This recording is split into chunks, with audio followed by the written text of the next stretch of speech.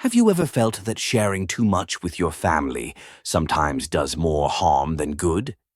As we get older, there's a natural tendency to want to be open and honest with our loved ones, believing that full transparency is always the best approach. But the truth is, some things are better kept private, not out of secrecy, but out of wisdom. Not everything needs to be shared, and in some cases, keeping certain matters to yourself can protect both your peace of mind and your relationships. In this video, we're diving into 5 things you may want to keep to yourself after 65. These are not about deception or shutting people out, but rather about maintaining independence, avoiding unnecessary stress, and ensuring that your personal boundaries are respected. You might be surprised by how much peace can come from keeping a few select matters private. Stay tuned until the end because understanding these 5 things could change the way you interact with your family, giving you more freedom and ease in your later years. Now, let's get started. Number 1. Financial decisions and assets. One of the most sensitive topics as we age is money. You might think that being completely open about your financial situation with your family will prevent misunderstandings, but in reality, it often creates more problems than it solves. Sharing every detail about your savings, investments, or even how much you've set aside for the future can lead to unsolicited advice, pressure, or even family conflicts, especially when different generations have different views on money. Some family members may mean well, but their concerns or opinions can start to feel like interference. And in some unfortunate cases, people who were once distant suddenly become very interested in your finances once they realize what you have. You might have seen it happen before. Someone in your age group shares their financial plans with their children, only to find that their decisions are questioned at every turn.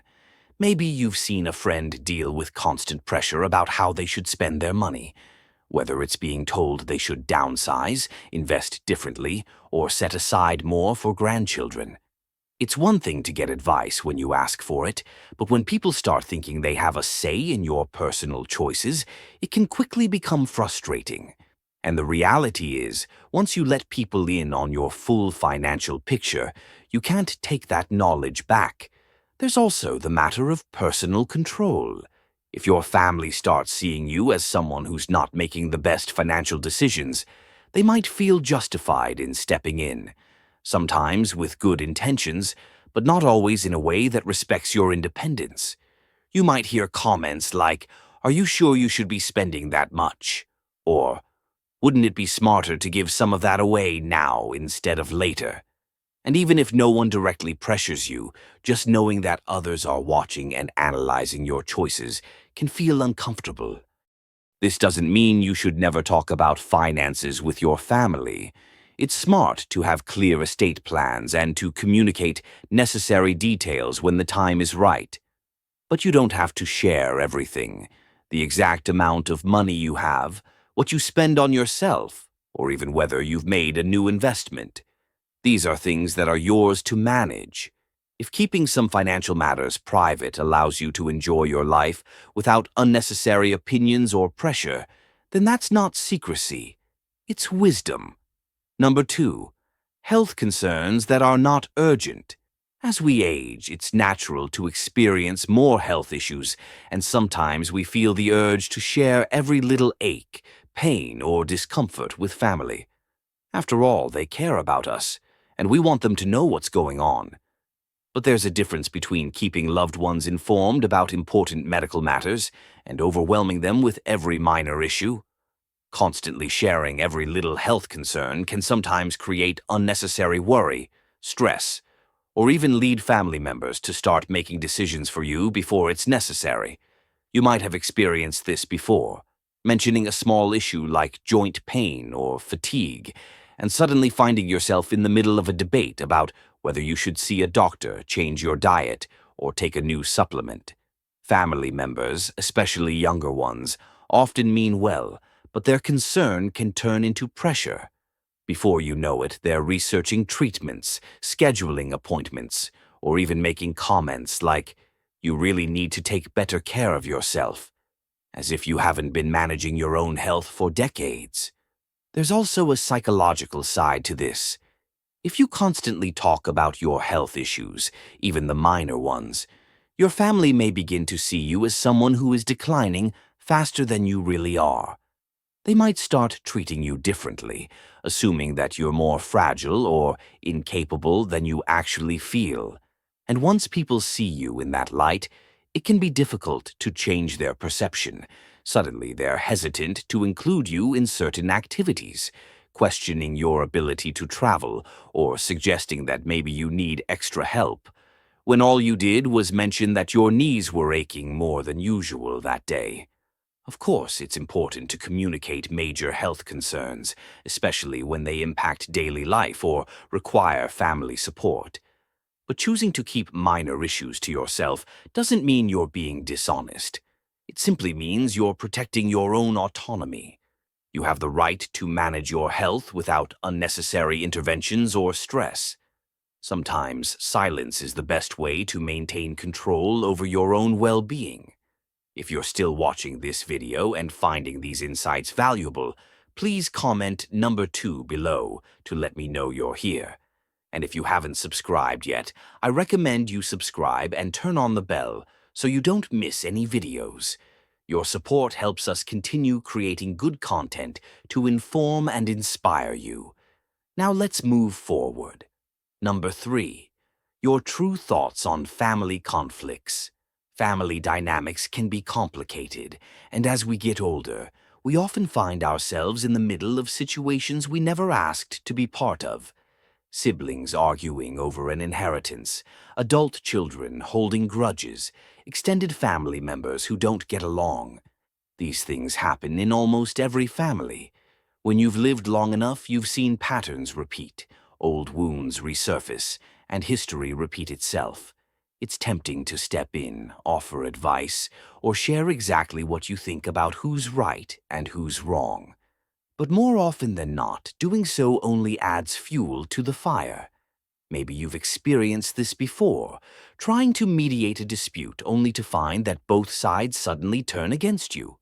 Or you offer a strong opinion thinking you're helping, only to realize later that your words were taken the wrong way. The hard truth is that family conflicts have a way of sorting themselves out, or not, regardless of your input. And when people finally do move on, they tend to remember what was said in the heat of the moment. If you take sides or express a strong opinion, you might find that even after the argument is long forgotten, the resentment toward you still lingers. This is especially important when it comes to opinions about younger family members. Saying what you really think about a son-in-law, a daughter's parenting style, or a relative's life choices might feel honest in the moment, but those words have a way of sticking. People rarely forget when they feel judged or criticized, even if your intentions were good. What feels like helpful advice to you might feel like rejection to them, and that can create emotional distance that never quite heals. That's why one of the wisest things you can do after 65 is to practice selective silence. You don't have to agree with everything or pretend problems don't exist, but you also don't have to comment on every family situation.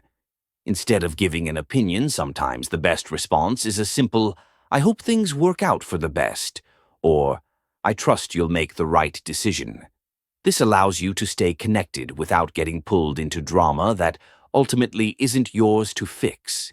Keeping certain thoughts to yourself can be the key to maintaining peace, not just for your family, but for yourself. Number 4. Your regrets about the past. As the years go by, it's natural to reflect on the past, on choices made, opportunities missed, and paths not taken. Regret is something that everyone experiences in one way or another, but that doesn't mean it always needs to be shared, especially with family. You might feel the urge to talk about things you wish you had done differently, whether it's how you handled your career, how you raised your children, or decisions that shaped your life. But what you see as honesty or self-reflection can sometimes be misinterpreted by those closest to you. When parents or grandparents express regret about the past, children often take it personally. If you mention that you wish you had spent less time working and more time with family, your children might hear, "I wasn't a good enough parent." If you say you regret not moving to a different city or pursuing a different dream, they might take it as an indirect way of saying your life with them wasn't fulfilling, even if that's not what you meant. Those words can linger and create unnecessary guilt or resentment. The same goes for regrets about relationships. Talking about a past love, even in a harmless way, can make your spouse or family members feel like they were a second choice. Even reflecting on friendships that drifted apart or opportunities that slipped away can shift the way people see you. Instead of remembering the strong, resilient person they've always known, they might start seeing you as someone who is stuck in the past. That's why some regrets are best kept to yourself. It's okay to think about them, to process them, and even to learn from them. But dwelling on them in front of family doesn't change what's already happened. More often than not, it only places a burden on those who love you. The past can't be rewritten, but the way you carry it forward is entirely up to you. If you're still watching this video and finding these insights valuable, please comment number 4 below to let me know you're here. And if you haven't subscribed yet, I recommend you subscribe and turn on the bell so you don't miss any videos. Your support helps us continue creating good content to inform and inspire you. Now let's move forward. Number 5. The full extent of your financial situation. Money is one of the most complicated topics in any family. It can bring people together, but it can also create tension, misunderstandings, and even conflict. As you get older, you may feel the need to share more details about your financial situation with your family. Whether it's how much you've saved, what you plan to leave behind, or even financial struggles you're facing. While there are some cases where it makes sense to discuss certain financial matters, being too open about money can sometimes do more harm than good. One of the biggest risks of revealing too much about your finances is that it can change how people treat you. If your family knows you have a comfortable amount saved, you may find that some relatives start looking at you differently, perhaps even expecting financial help or subtly hinting at what they hope to inherit. On the other hand, if you reveal that you're struggling, you might find that your loved ones start worrying about you too much, or in some cases, even questioning your financial decisions. Either way, money has a way of shifting relationships, and once that happens, it's hard to undo. There's also the issue of independence. As you get older, the more your family knows about your finances, the more they may feel entitled to give you financial advice, whether you ask for it or not. Some might even start making decisions on your behalf, thinking they're helping, when in reality they're taking away your ability to manage your own affairs. Of course, this doesn't mean you should keep everything secret. If you have a trusted person, such as a financial advisor or an executor for your estate, it's wise to have your plans documented properly. But outside of that, the best approach is often to share only what is absolutely necessary and nothing more. Keeping certain details to yourself allows you to maintain control over your own financial future, while avoiding unnecessary stress, tension, or unwanted advice. In the end, your finances are yours to manage, and keeping some details private ensures that your relationships with your family remain built on love and respect, rather than financial expectations. Final thoughts. As we wrap up this video, take a moment to reflect on the 5 things we've discussed.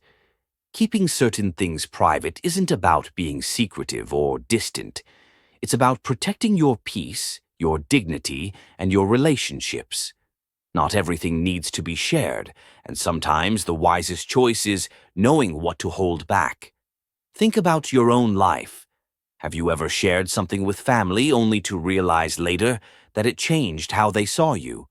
Or Maybe you've held back from saying something and realized later that it was the right decision. Wisdom often comes from experience, and as we grow older, we learn that some things are best kept to ourselves. The beauty of aging is that you gain clarity on what truly matters: your peace of mind, your independence, and the quality of your relationships. Being selective with what you share allows you to maintain control over your own life while keeping your connections strong. It's not about shutting people out, but about preserving what makes those relationships meaningful. We'd love to hear from you. Leave a comment below and share one thing you learned today and how you plan to use it in your life. Your thoughts are important to us, so don't hesitate to share them. Reading your comments gives us great motivation and encouragement. If you enjoyed this video and found it helpful, please like, subscribe, and share. Your support helps us continue creating good content to inform and inspire you. Thanks for watching, and we look forward to seeing you in the next video.